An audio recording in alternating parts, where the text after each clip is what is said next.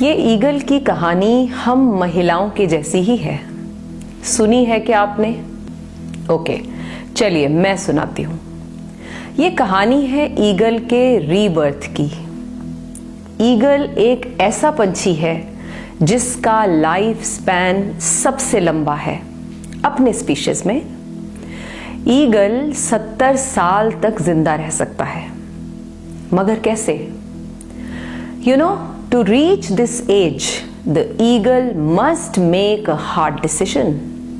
अपनी 40 की एज में उसका लंबा और स्ट्रॉन्ग पंजा अब उसके लिए शिकार को पकड़ने में असमर्थ हो जाता है। उसकी लंबी बीक और नुकीली बीक बेंड होने लगती है। 40 की बड़ी उम्र में उसके फेदर्स हैवी होने लगते हैं, थिक हो जाते हैं और उसकी चेस्ट के साथ स्टिक हो जाते हैं। नतीजा, उड़ने में परेशानी। ये सब कुछ 40 में हो रहा है। अब ईगल के पास दो ही ऑप्शंस हैं, डाई और go through a painful process, a process of change.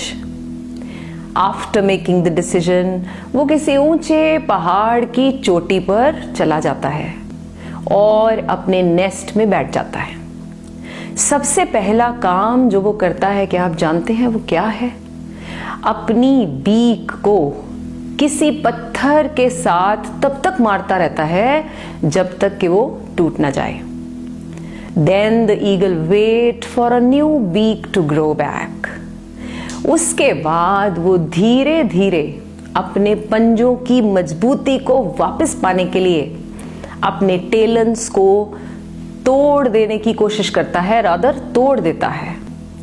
अब जब उसके नए नाखून यानी टेलन्स ग्रो कर जाते हैं, ईगल अपने पुराने बूढ़े हैवी पंखों को एक एक करके निकालता जाता है और निकाल देता है। और फिर उसके बाद the eagle takes its famous flight of rebirth and lives for another good 30 years, 30 और साल, with dignity and pride. Now the question is, why is change needed? To live a healthy and happy life.